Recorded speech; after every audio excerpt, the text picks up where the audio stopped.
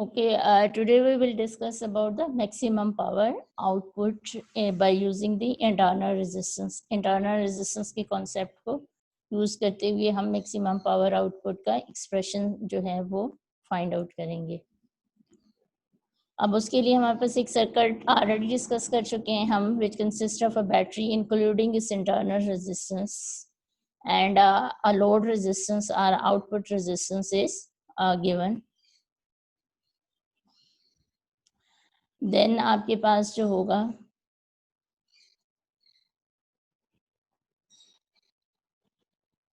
Power, हमने already power का जो फार्मूला ड्राइव किया हुआ है which is R equals to VI जो है, ये हमारे पास P इक्वल्स टू जो है वो VI है, equivalent deliver to the R, power deliver to the R के रेजिस्टेंस R को जो पावर डिलीवर होती है, जो हमने लोड रेजिस्टेंस R यहाँ पे अटैच की हुई है, the power deliver to the load resistance is equals to, ये जो लोड रेजिस्टेंस है इसको जो पावर डिलीवर हो रही है वो P इक्वल्स टू किसके इक्विवेलेंट है, VI के इक्विवेलेंट है. ठीक है, जैसे जैसे वो करंट जो है वो मूव करेगा और वो जो है पावर डिलीवर करेगा, वो हमारे पास P इक्वल्स टू IV है.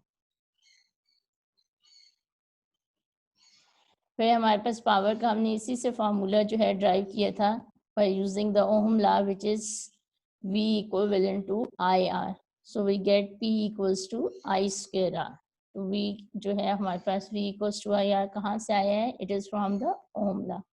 We put the value of V which is equivalent to IR, then we get the formula P equals to I square R. Then the current is equivalent to E divided by R plus small r. ये आपके पास कैसे आया, ये हमने जो है वो drive किया था, हमारे पास कल फार्मूला हमने ड्राइव किया था E equals to I into R plus R, तो वहाँ से I की value E divided by R. Current क्या होता है, V डिवाइडेड बाय R होता है. तो यहाँ पे R हमने दोनों कंसिडर करने हैं, इंटरनल रेजिस्टेंस वाला भी और जो बाहर हमने R प्लेस किया हुआ है वो भी हमने कंसिडर करना है.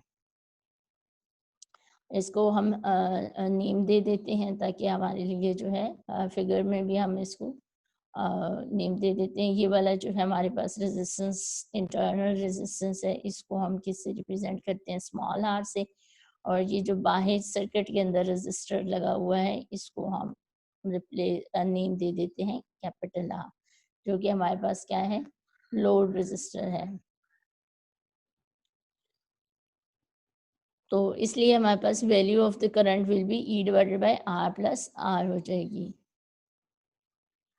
अब हम क्या करेंगे, जो पावर का फार्मूला था which is P equals to I square R, ये हमारे पास जो पावर का फार्मूला था which is equivalent to the, ये वाला फार्मूला आपके पास, इस फार्मूले में हमने वैल्यू पुट कर दी, किसकी, I की वैल्यू पुट कर दी. I की वैल्यू क्या थी, E divided by R plus R. तो हमारे पास एक्सप्रेशन क्या बन गया, स्क्वायर है I का तो इसलिए E का भी स्क्वायर हो जाएगा और R प्लस R होल का स्क्वायर हमारे पास फॉर्मूला आ जाएगा. तो ऊपर वाले पावर वाले फार्मूले में हमने सिंपल वैल्यू पुट कर दी है I की. हमारे पास इक्वेशन पावर की क्या आ गई है, E square R divided by R plus R. अब हम इसको जो है डिनोमिनेटर में जो हमारे पास R प्लस R आया था, इसमें हम थोड़ा सा जो है वो मैथमेटिकल स्टेप करेंगे इसको एक और फॉर्म में चेंज करने के लिए. सबसे पहले तो हम क्या करेंगे, R प्लस R का जो फॉर्मूला है उसको हमने ओपन करना है. तो हमारे पास क्या आ जाएगा, ये यहाँ तक, ये आपके पास इधर से लेकर ये इधर तक आपके पास क्या आया है, जो ऊपर हमारे पास ये फार्मूला था which is equals to R plus R whole square. तो ये किस फॉर्म में, फार्मूले की किस फॉर्म हमारे पास आ गई है, मैथमेटिक्स में हम इसको जर्नल किस फॉर्म में एक्सप्रेस करते हैं, ये कौन सा फार्मूला होगा, कोई बच्चा बताएगा इसका, जो जर्नल मैथमेटिक्स में हम फार्मूला यूज करते हैं मैथमेटिक्स में. अपना माइक ऑन करके आप मुझे आंसर, मैथमेटिक्स में हम ये फार्मूला यूज करते होते हैं ना, इसकी जर्नल फॉर्म होती है. एमन आप बता दें. जिस बच्चे को पता है कोई बच्चा बता दे इसका कि जर्नल जो है। मैम मैं बताऊं? हाँ जी बेटा बताएं। a प्लस बी का होल स्क्वायर, मैम वो वाला फार्मूला। जी जी वेरी गुड। हमारे पास जो होगा a प्लस बी का होल स्क्वायर का जो फॉर्मूला होता है जो कि हम यूज करते हैं कि a plus b whole square. तो इसको जब हम ओपन करते हैं तो हम क्या लिखते होते हैं? ओपन करके हमारे पास क्या फॉर्मूला आपके पास आता है? ए स्क्वायर। मैम मैं बताऊं? हाँ जी बताएं। a square plus 2ab plus b square. Very good. A square plus 2ab plus b square. तो ये हमारे पास उसी फार्मूले की फॉर्म है। अब यहाँ पे हमारे पास ए बी की बजाय क्या चीज़ मौजूद है? कैपिटल आर और स्मॉल आर। तो उसी तरह ए का स्क्वायर मीन आर का स्क्वायर प्लस बी का स्क्वायर हमारे पास आ जाएगा।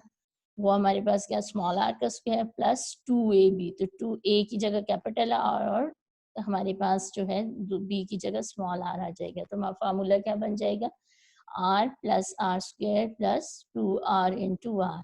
अब इसके साथ जो एडिशनल जो है इसके जो स्टेप किया हुआ है वो हमने क्या किया हुआ है कि इसमें हमने ऐड किया हुआ है ये वाला जो स्टेप है।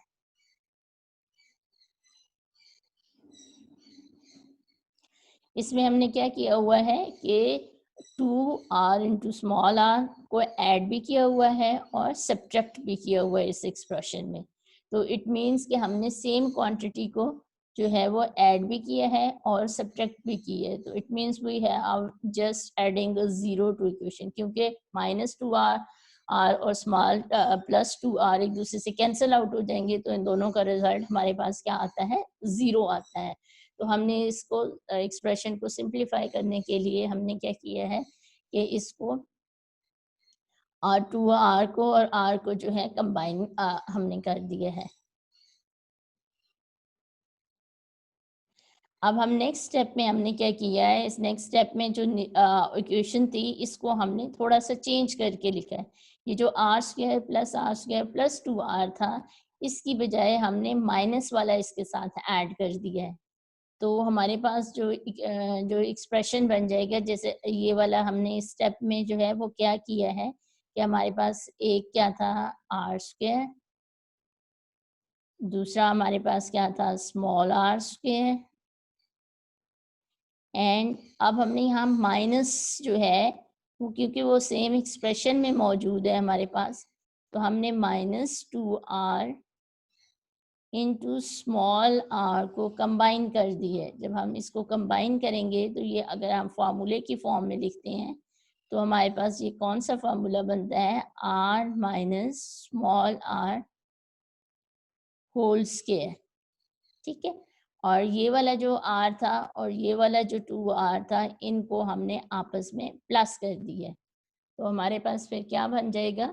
जो r² प्लस r² और -2r r को आपस में कंबाइन करके फार्मूले की फॉर्म में हमने लिख दिया है which is r minus r whole का स्क्वायर। और जो आपके पास था रिमेनिंग 2r थे विद द प्लस के साथ, तो उनको ऐड करके तो हमारे पास फॉर्मूला बन जाएगा +4r इंटू r का। ये स्टेप सारे बच्चों को समझ आ गए? ये जो अभी हमने 2 स्टेप किए हैं फॉर्मूला को कंबाइन करने के, ये सारे बच्चों को क्लियर है?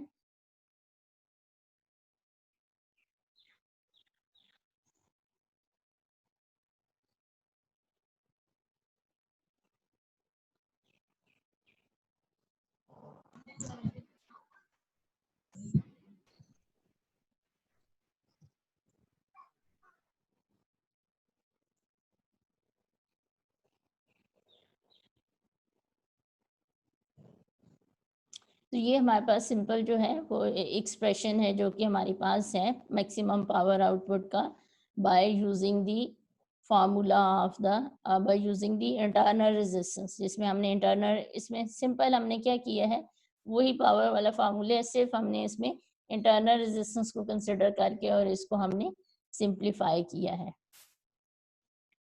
अब हमारे पास मैक्सिमम पावर हमारे पास आउटपुट कब आएगी? आपके पास ये पावर जो है जब हमारे पास इंटरनल रेजिस्टेंस और जो आपके पास एक्सटर्नल रेजिस्टेंस जिसको हम लोड रेजिस्टेंस कहते हैं, they will be the equal. ठीक है, अगर हमारे पास कैपिटल आर और स्मॉल आर एक दूसरे, कैपिटल आर क्या है, जो बाहर हमने सर्किट के अंदर रेजिस्टेंस लगाई हुई है, और स्मॉल आर कौन सी resistance, it is the resistance, internal resistance of the cell. तो ये हमारे पास इंटरनल रेजिस्टेंस जो है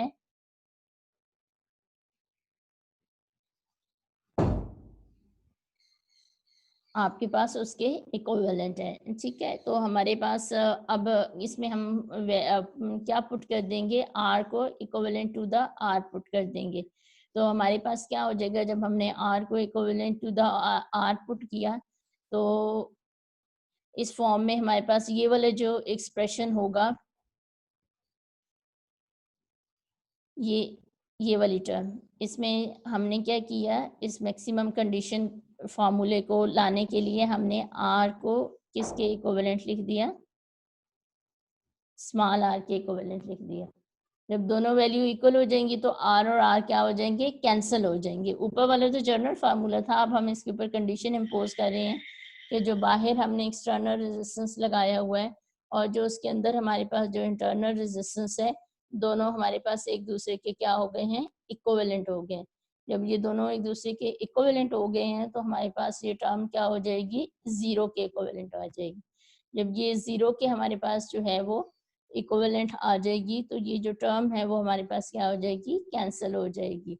तो हमारे पास जो एक्सप्रेशन, जो जिस फॉर्म में हमारे पास एक्सप्रेशन रह जाएगा वो हमारे पास क्या हो जाएगा, P equivalents to E square r divided by 4r square. यहाँ पे भी हमारे पास ये वाला जो r होगा, इस r की बजाय हम क्या लिख लेंगे, कैपिटल R लिख लेंगे। ठीक है, ये r भी क्या हो जाएगा, कैपिटल R के इक्विवेलेंट हो जाएगा। तो एक ये r आपके पास जो होगा और एक ऑलरेडी इसके साथ आ रहा है, तो दोनों आपस में मल्टीप्लाई होके 4r स्क्वायर हो जाएंगे। और ये वाली जो टर्म है r माइनस आर होल का स्क्वायर, ये क्या हो जाएगी, जीरो हो जाएगी। तो हमारे पास जो पावर का फॉर्मूला हो जाएगा वो P equals to E square r divided by 4r square के इक्विवेलेंट हो जाएगा। ये स्टेप सब बच्चों को क्लियर हो गया।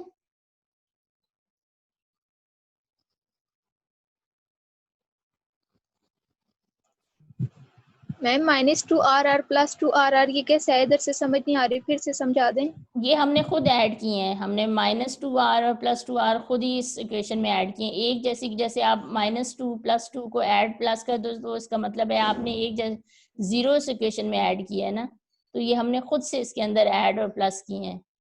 ये दोनों असल में तो कैंसिल हो रहे हैं ना, इसका मतलब है कि जीरो हम इसके अंदर जो है ऐड कर रहे हैं, तो उससे इक्वेशन में कोई फर्क नहीं पड़ता। ठीक है, ओके मैम। अच्छा जी, ये लास्ट तक सबको समझ आ गई है। तो ये हमारे पास E square R divide by 4r square जो है वो फॉर्मूला आ गया for the maximum power output का। और ये कब होगी, जब इंटरनल रेजिस्टेंस और एक्सटर्नल रेजिस्टेंस दोनों एक दूसरे के इक्विवेलेंट होंगे।